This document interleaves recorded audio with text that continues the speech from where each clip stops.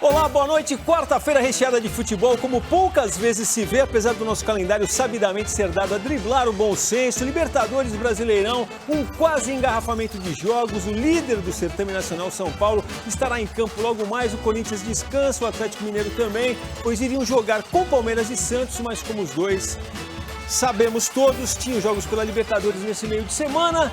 Descanso. Se tem muito jogo, tem muito assunto. Aqui estão nossos comentaristas. Roberto Rivelino, um mito de verdade, não desses que andam por aí, hein? Celso Unzelt, Arnaldo Ribeiro, que eu tenho certeza poderiam gastar todo esse nosso encontro falando só do Palmeiras, que ao abrir as semifinais da Libertadores viveu uma noite de gala, e na Argentina, hein?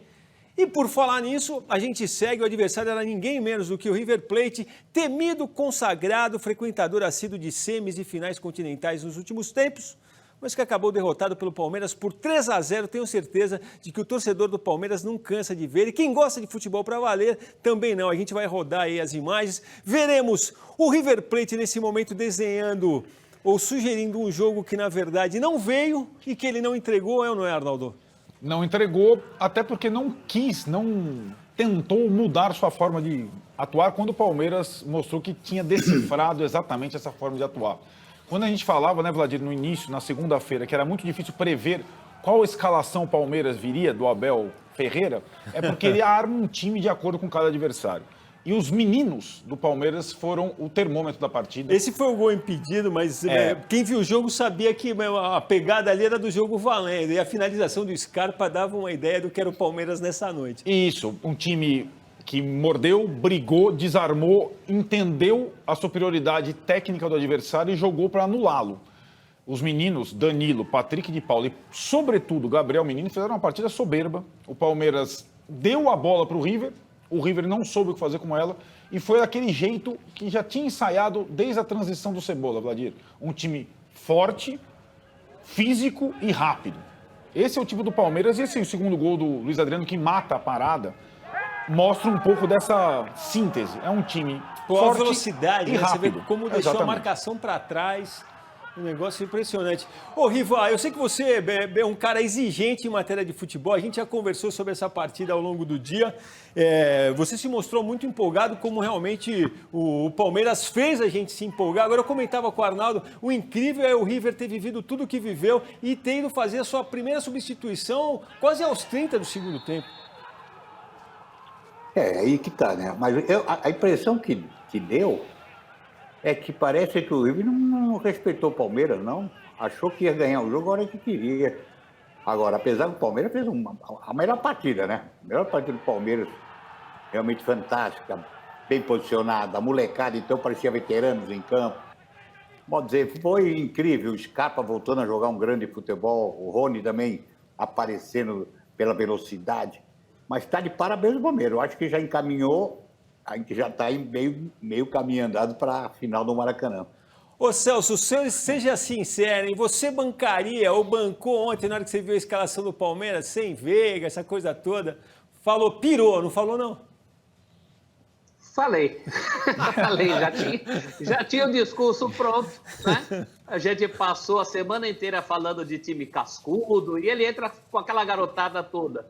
Agora, se ele fez isso é porque sabe o que fazia, né? Sabe o que estava fazendo. Ele conhece o seu gado, como dizem as pessoas em relação àquelas com quem se convive. São garotos que já deram mostra. A minha grande surpresa foi do ponto de vista físico, né? O Palmeiras esqueceu todo aquele bico aberto de outros jogos, a questão física. Não se fala de mais nada disso. Só se fala desses garotos que correram, cada um deles, por 2, por 3. Gabriel Menino parecia que tinha 3 Gabriel Menino em campo. O que apoiava, o que defendia, depois da mudança, inclusive que o Abel fez durante o jogo. E eu acho que o River Plate é um time muito soberbo, sabe? Uhum. Não gostei da coletiva do Galhardo, ele foi muito simplista. Ele disse que o Palmeiras ganhou em cima de erros individuais do River. O jogo não foi só isso. Ele, inclusive, cochilou muito ao não reagir como o Abel reagiu no jogo. Uhum. Então, tem outras coisas aí. Passou-se um ano e o River continua colocando culpa em erros individuais, como colocou naquela final contra o Flamengo. Essas coisas não acontecem por acaso. O trabalho do Galhardo é muito bom, mas tem que baixar um pouquinho essa bola e reconhecer o mérito do que o Palmeiras fez ontem. Concordo que o River não jogou bolinha de gude perto do que ele joga. Mas coincidiram as duas coisas. O River não jogou nada e o Palmeiras jogou muito do que pode e sabe. Quando essas duas coisas acontecem entre dois times que se equivalem, só pode dar isso. Mais que os 3-0, o que a gente gostou mesmo foi a maneira como o Palmeiras chegou a 3-0. Tá de parabéns o Palmeiras nessa semifinal. E você falou do Galhardo, né, Celso, que é um cara que tem um trabalho já de longo tempo, ao contrário do Abel, por exemplo, que é um cara recente, para lá de recente no comando do Palmeiras. E tem dois personagens nessa vitória palmeirense que merecem realmente um olhar especial, uma análise especial. Um deles é o português aqui, o Abel Ferreira, e o que a gente vai ver na sequência, o Arnaldo já tinha levantado a bola dele aqui. Aliás, todo mundo levantou a bola dele desde que o jogo acabou, que é o Gabriel Menino, né? Mas eu acho impressionante, até brincar, você é um pouco romântico até, Arnaldo, que eu acho assim, quando o Abel chegou, ele veio com aquela, bom, tá uma matada de letra, essa aí depois vai ser pro Riva, né? Comentar, isso aí dizem que faz parte, provocou tanta coisa. Eu vou seguir no Abel. O que eu digo é o seguinte, quando ele chegou se mostrando muito sabedor da história do Palmeiras, eu fiquei com a impressão de que um cara que conhece o Palmeiras pelos livros não vê outra maneira de jogar que não seja essa meio ousada, entendeu? Então, é uma forma ousada, mas que ao mesmo tempo respeita o adversário e tenta anular as principais peças do adversário. Como eu te disse, o Palmeiras do Abel não é um time da posse de bola, que fica tramando no meio de campo, não. É um time que marca forte, recupera e contra-ataca rápido. E essa é uma maneira de ajudar o tipo de jogador que o Palmeiras tem no elenco. E acho só, Vladir, o que o Celso falou, muito importante, porque o Abel e o Palmeiras sabiam que estavam jogando contra o melhor time da América do Sul, a partida mais importante do ano para o Palmeiras. O River jogou como se fosse um jogo qualquer. O River deu mais importância para o Superclássico contra o Boca no sábado, que não valia porcaria nenhuma, do que é o jogo da Libertadores. Então está eliminado. Vai devolver 3-0? Não vai devolver 3-0. Não vai devolver. Olha, em cima disso que o Arnaldo falou, sobre o Abel, a maneira de joga, você percebe que é mais aguda. E você vê, e ele tem os jogadores, então não é muito toque de bola, que normalmente o DNA do Palmeiras, que é academia, aquele toque de bola. Então, muito inteligente o Abel nesse seu aspecto de analisar os seus jogadores. Essa questão do Gabriel Menino, né, Celso, a gente até separou o tweet da FIFA lá, falando dele, de um provável encontro dele com o Afonso Davies, que tem 20 anos, é garoto como ele, mas aí tá ele dando aquela matada de letra. A gente já viu na outra ilustração que a gente fez junto com o Abel, que na hora que o Carrascal chega perto dele, ele teve uma marrinha assim, ele deixou a bola correr, estava olhando para o outro lado, mas a impressão que dá, o bolo de tudo isso é para dizer, de repente parece que o elenco do Palmeiras fez sentido, né? Todo mundo passou a exercer o papel que se esperava deles há tanto tempo. Pois é uma vitória do coletivo, claro, o Abel sempre fala isso, esse time joga coletivamente, mas muito em função do que joga individualmente. Ontem eu não daria uma nota abaixo de 7 para esse time. Talvez uma notinha mais baixa para o Marcos Rocha, pelo sufoco que tomou no começo, mas logo recebeu socorro. Eu acho que ele foi salvo. Individualmente foi muito bem. E os garotos, mais do que bem, né? Os garotos se multiplicaram nesse jogo. O Gabriel Menino é um caso muito sério. Ontem não tinha nota para dar, porque não era a famosa bola de prata. Mas, olha, foi uma atuação muito ali entre o 9 e o 10, viu? Aí vai do gosto do freguês, né? Tem gente que só dá 10 para Deus, 9 para o Pelé. Mas, olha, foi próximo disso. As atuações dele e o Abel como técnico. Fala, Riva.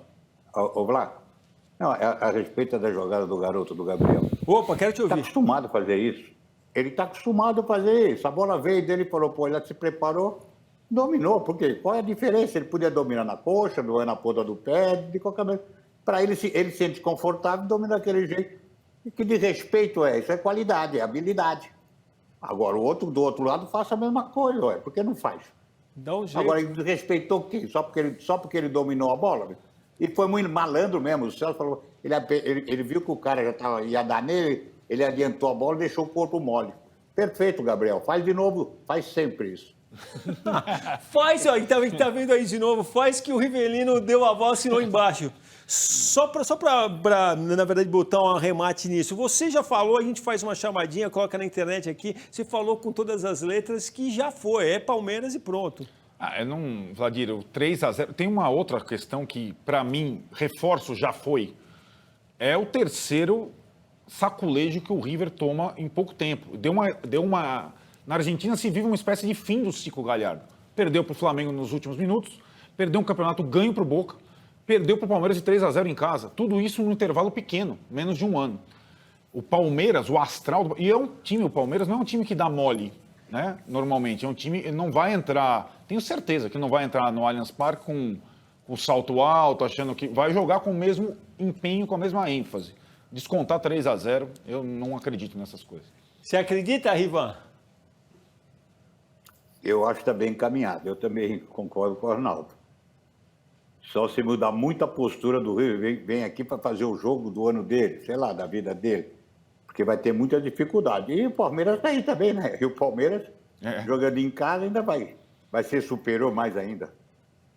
Você acha que ele repete o que ele fez? Eu até brinquei uma certa hora, Celso, a gente pode até rodar as imagens do jogo de novo. O que eu achei, assim, dar de cara com a escalação, é que o cara optou por uma escalação criativa. Acho que mais do que ousada, né? Uma coisa de acreditar que aquilo podia levar a algum lugar. Ele endureceu sem perder a ternura, Vladimir. Eu acho que... O que é uma grande obra. Pelo River, o River até tem bola para isso. Mas o Palmeiras não vai deixar, falta combinar com os russos. Agora o Palmeiras sabe o que ele tem que fazer. E se escapar, aí o Palmeiras vai merecer muita crítica, hein?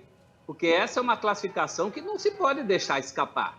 Isso aí é uma vez na vida, outra na morte, na história do futebol. É o Flamengo que cedeu para o América do México, lá naquele jogo do Paraguai, o Cabanhas, porque o Flamengo estava mais preocupado em fazer festa de despedida para o Joel Santana do que em jogar. O Palmeiras não vai perder a concentração. O Abel ontem falou só disso, de força mental, de concentração. Por melhor que seja o time do River Plate, ele tem que contar com a colaboração de uma má jornada do Palmeiras, no nível da má jornada do River ontem. O Palmeiras já está sabendo, já está vacinado. Muito difícil o Palmeiras largar essa classificação. Eu também acho que não tem nada ganho, mas tem tudo encaminhado. Não, e vou tirar uma casquinha do Rio. Fala, Riva. Fala você, depois eu tiro a casquinha. Não, porque o Palmeiras... E o Palmeiras busca o quê? Todo mundo sabe o sonho de consumo do Palmeiras, ganhar uma Libertadores e ir para o Mundial e ser campeão mundial. Isso aí que é o melhor. O Brasileirão, para ele, se perder, não consegue. Agora, uma Libertadores é muito importante. Eu acho que eles também estão focados dessa maneira. Bom, tá certo. A casquinha que eu ia tirar é que você normalmente não fala, assim, não enche a boca para falar do técnico estrangeiro. Dessa vez, para ver que não é um preconceito, não é, Arnaldo? Não tem. O River, quando o cara vai bem, não importa a nacionalidade, ele fala. E, na verdade, o Abel foi super bem. Dá o homem aí, ó. Foi super bem na estratégia e acho que ele foi preciso e, de um jeito ou de outro, seguindo, acho que o trabalho do Cebola, que tinha encaminhado o tipo de jogo que o Palmeiras faz, ele está numa final, matematicamente falando, contra o Grêmio Copa do Brasil e virtualmente na outra, da Libertadores, no dia 30 no Maracanã. Eu gostei dele desde o dia que ele chegou aqui, perguntaram para ele qual é a sua referência. Ele falou, minha referência é o conhecimento. Baita resposta. Queria falar mais alguma coisa, Riva? Não, mas ele chegou meio carioca, né? A entrevista. Papinho, né? Bom, por falar em carioca, a gente fala do Fla-Flu daqui um pouquinho. Bom, nosso giro de hoje vai mostrar o esporte sob o peso do momento que a gente vive, dos desafios impostos pela pandemia, até a contestada atitude tomada pela Federação Inglesa com a intenção de combater o racismo. A Premier League divulgou nesta terça-feira que 40 atletas testaram positivo para a Covid-19 na última bateria de testes feita semana passada. Um recorde. Desde o início da temporada, 171 jogadores já foram contaminados, segundo a entidade. Em um mês, 4 jogos foram adiados em função de casos positivos da doença. Apesar do lockdown imposto pelo governo britânico na última segunda-feira, os esportes praticados ao ar livre seguem liberados. Depois de finalizar no mês passado a etapa inicial do Mundial de Surf, com vitórias do havaiano John Florence e da australiana Tyler Wright, a Liga Mundial anunciou ontem mudanças no calendário em razão da pandemia. A segunda etapa, em Sunset, no Havaí, foi cancelada e a terceira, que estava prevista para Santa Cruz, na Califórnia, foi adiada. O motivo é o aumento dos casos de Covid nesses dois estados americanos. A suspensão de 3 jogos imposta ao atacante uruguaio Edinson Cavani pela Federação Inglesa de Futebol segue dando o que falar. Depois da Associação de Jogadores Uruguaios e a Federação de Futebol do país terem se pronunciado, a Conmebol também se manifestou ontem em defesa do atacante. O jogador de 33 anos tomou o gancho após usar o termo negrito em suas redes sociais, em resposta a um elogio recebido depois de marcar 2 gols na vitória sobre o Southampton. Ele se desculpou e disse ter usado uma saudação afetuosa dirigida a um amigo. Eu espero que tenha sacado já que não dá para usar o termo, mas, né? E agora, cumpriu o segundo jogo hoje, desfalcou o Manchester United, que acabou eliminado da final da Copa da Liga Inglesa, né? Perdeu para o City por 2-0. Tottenham e City farão a final. Farão a final. Lá na frente abriu essa final, mas de qualquer forma a gente vai ter Tottenham do Mourinho, City do Guardiola, e sempre quando Mourinho e Guardiola se enfrentam, tem um tempero diferente, né? Vai ser uma final, é o torneio menos importante da Inglaterra, mas tem uma final grandiosa. Pô, muito bem definido, aliás, né? E o legal de ver, a gente fala assim, legal de ver, a questão da Premier League, de vez em quando tem uma bola fora também, mas você vê que lá, pelo menos, quando eles dão de cara com o caso de Covid, eles conseguem ter o respiro no calendário que permita você adiar uma partida. Perfeito. Coisa que eu gostaria muito que o nosso país tivesse tido nos últimos meses, vamos dizer assim. Em vários aspectos, né? Em vários aspectos. Bom, depois de uma parada na época de festas, no sábado o NBB estará de volta aqui na tela da TV Cultura. Às 4 da tarde, ao vivo, você acompanha a partida entre Bauru e Unifacisa, direto do ginásio Antônio Prados Júnior, na capital paulista. Em 6º lugar no NBB, neste momento, o clube do interior de São Paulo conta com a boa fase do ala norte-americano Zach Graham e o talento do jovem Gabriel Jaú, líder em assistências e rebotes pela equipe na temporada. Já a Unifacisa não disputa um jogo desde a antivéspera do Natal, quando perdeu para o Pinheiros por 84-72. Atualmente na 8ª posição, o time do técnico César Guidetti aposta suas fichas nos alas Neemia Murídio e Betinho para subir na tabela de classificação. Bom, e falamos do Bauru aí, a posição do Bauru neste momento, porque antes do jogo de sábado, o Bauru estará em quadra amanhã para enfrentar o Fortaleza. Daqui a pouquinho a gente vai falar do jogo do São Paulo, Riva, mas vamos falar também do Fla-Flu, hein? Porque a noite de Fla-Flu, eu acho que é uma noite dessa, te deixa meio romântico e saudosista, não deixa não? Mas o Fluminense caiu um pouco de produção, né? E o Flamengo está aí, né? Eu acho que o favorito, mesmo que seja um clássico, eu acho que o Flamengo tem todas as condições de vencer esse jogo. Apesar que o Fluminense está lá com uma molecada correndo, mas não me agradou os últimos jogos do Fluminense. Bom, a gente vai voltar no assunto, o Celso vai querer falar também, tem um destaque para os goleiros ali, na verdade, conseguindo se firmar. A gente vai fazer um intervalo no Revista, na volta já entreguei aí, a gente vai ter o jogo do São Paulo, líder do Brasileirão, que entra em campo daqui a pouquinho. Vamos voltar a falar do Fla-Flu. Antes a gente vai dar uma passada pelo deserto saudita, onde está sendo disputado o Rally Dakar 2021. Já falamos dele aqui na segunda. Na 4ª etapa, que foi finalizada hoje, o caminhão do russo Dmitry Sotnikov chegou na frente e lidera entre os carros. O primeiro lugar ficou com o qatariano Nasser Al-Attiyah, mas quem está na frente é o francês, e já ouviu falar bastante dele, o Peter Hansel. E nas motos, vitória do espanhol João Barreda, mas quem lidera é o francês Xavier Soutre.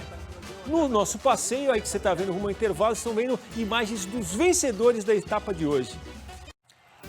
A rodada do Brasileirão desse meio de semana vai colocar daqui a pouco o líder São Paulo diante do Bragantino em Bragança. Enquanto a gente fala do tricolor paulista, a gente vai mostrar aí, ou melhor, vamos colocar primeiro aqui, se a gente tiver já na agulha aí, a escalação do São Paulo. O Arnaldo já estava de olho nela e veio diferentona, né? São pelo menos 4 titulares ausentes, além de desfalques no banco. Tem suspensão, lesão, caso de Covid. É o São Paulo mais mexido do Diniz até o início. Desde o início do campeonato. O Arboleda no banco, o Diego Costa, o Arboleda com desconforto muscular, o Juan Franco com problemas pessoais, nem foi a Bragança, vai ser substituído pelo Igor Vinícius. No meio de campo, o Tietê joga no lugar do Luan, que está suspenso, e o Vitor Bueno é o substituto do Luciano, que está machucado. Ainda tem o Pablo fora, o Toró fora. É um time que o torcedor do São Paulo já não estava mais acostumado, já tinha meio que decor o time titular, e agora com muitas mexidas esse primeiro jogo de 2021. Vou aproveitar que você está no embalo, só a gente vai mostrar rapidinho também, só para dar uma geral, a escalação do Bragantino também. Tem o capitão, o Léo Ortiz, não está aí, realmente tinha um problema no corte no pé. O Lucas Cândido também com Covid, também estava fora. Na verdade, só confirmou o Edmar, o resto ele mudou um pouco também. Também com problema. Adversário difícil, e mesmo vindo de Exatamente. O último jogo do Bragantino foi contra o Palmeiras no Allianz Parque. O Bragantino jogou melhor que o Palmeiras. O Palmeiras venceu com o gol do Luiz Adriano, mas o Bragantino não vem jogando mal. Mas também tem desfalques por lesão, Covid e todas as coisas. Também o Lucas Evangelista fora. Algumas baixas importantes no time de Bragança também. O Riva e Celso querem falar sobre esse São Paulo. Se quiserem também, a gente pode dar uma palhinha sobre o Corinthians. Essa semana, na verdade, as notícias do Corinthians mesmo foram a chegada do Roberto de Andrade, do Alessandro, velhos conhecidos dos corintianos. O Corinthians vai passar 17 dias longe de um jogo para valer, hein? E nesse aspecto eu acho ruim para o Corinthians. Porque está no embalo, está numa evolução, o Mancini faz um trabalho excelente, encaixou o time do Corinthians e seria bom jogar logo. Essa parada aí eu não vejo muito benéfica, não. E apesar do São Paulo ter os problemas, tem um plantel. Agora, vamos ver que vão se comportar esses jogadores. Mas mesmo assim, eu acredito que é um time forte ainda, o time de São Paulo. Apesar de ter que respeitar o Bragantino. O Bragantino é um time enjoadinho, encardido. Se as coisas não derem certo durante o jogo, né? As opções de ataque são muito poucas. Eu vi ali o Trellis, é muito pouco para o São Paulo mexer no meio do jogo. E para o Corinthians realmente foi ruim parar o embalo, né? O embalo, a empolgação, essa história de ir atrás da Libertadores, mas foi bom porque ganhou mais tempo para treinar e o Mancini tem aproveitado bem esse tempo. O Corinthians é um time que tem voltado melhor desses longos períodos. Os períodos do Corinthians já têm sido longos desde antes, né? Esse negócio de jogar o jogo do Corinthians na quarta-feira, mesmo antes dessa parada, isso possibilitou o Mancini trabalhar bem. Ele tem usado bem esse tempo. Bom, até para o pessoal que está acompanhando entender, né? O Corinthians ficou fora dessa porque o jogo dele com o Palmeiras foi adiado e o jogo que faria no final de semana, na verdade, foi deslocado para a quarta, por isso que dá esse espaço todo. Celso, rapidinho, a gente falou do Fla-Flu, falei que ia tocar para você, porque você gosta da posição de goleiro. Na verdade, tem 2 goleiros novos lá que são destaques desse Fla-Flu aí. 2 goleiros novos e muito bons, né, Vladir? Geralmente, quando entra um jovem na posição, não geralmente, mas muitas vezes o torcedor pode ficar desconfiado. Isso não acontece com esses 2 goleiros. Tanto o Marcos do Flu quanto o Nenequinha do Flamengo, o Neneca tem até status de briga pela titularidade. Então eu considero hoje que é um Flamengo titular. O goleiro não faz tanta diferença nesse sentido. E acabaram-se as desculpas do Flamengo, né? Porque agora tem tempo para treinar. Titulares de volta. Continuo com uma lupa desse tamanho, esperando esse desabrochar do trabalho do Rogério Ceni. Bom, e no caso do Marcos, o goleiro do Flu, só para falar que ele barrou mesmo, né? O Diego Alves é uma questão de lesão, né? Mas no caso do goleiro do Flu, não. Arnaldo, vou falar. Dá uma geral aqui, né? Os jogos que começaram às 7h15 da noite. O Botafogo vai perdendo para o Atlético Paranaense 2-0. O Grêmio vai fazendo 2-1 no Bahia. Temos jogos que começaram agora às 8h30 da noite. O Sport vai fazendo 1-0 no Fortaleza. E o Coritiba em casa vai levando um 2-0 do Goiás. E o Santos acabou 0-0. Pois é, aí o Santos, diferentemente da outra semifinal da Libertadores, entre argentinos e brasileiros, tudo aberto para o jogo da volta na Vila Belmiro, quarta-feira que vem. Lembrando que na Libertadores tem o gol fora de casa. Então o Boca joga por um empate com gols na Vila Belmiro. Isso é importante frisar, né? Um outro 0-0 leva para os pênaltis. Quem ganhar, passa e vai enfrentar o Palmeiras, porque o Palmeiras já está lá. Para o Santista, em 2 linhas, Celso, para o Santista que não viu o jogo do Santos, teve alguma coisa mais, assim, chamou a atenção, além do Cuca ter tirado o Soteldo de campo? Teve um chute no canto do Marinho no segundo tempo. O Santos produziu muito pouco ofensivamente. Né? Eu comentava com o Riva, é o tipo de resultado que a gente só vai saber se foi bom daqui a uma semana. É verdade, eu sei que o Riva está na torcida, ele já falou isso, realmente um Palmeiras e Santos no Maracanã, além de ter, para o caso do Santos, uma ligação histórica até com o estádio. Seria muito bom o futebol brasileiro, né, Riva, para a gente fechar. É, maravilhoso. Estou torcendo para que isso aconteça. Um belo clássico, né? Tá bom. O Riva falou assim, mas eu sei que ele gostou do time do Santos. Tem coisas a falar que ele terá tempo para isso. Bom, será com cenas da grande exibição do Palmeiras diante do River Plate, que encheu a torcida alviverde de orgulho e fez o time do técnico Abel Ferreira ficar com uma pinta danada, realmente finalista da Libertadores, que a gente se despede, a gente se vê na segunda, 8h45 da noite. E na sequência deixaremos vocês em ótima companhia. Vem aí o Jornal da Cultura, Juízo Torcida Brasileira. Aquele abraço.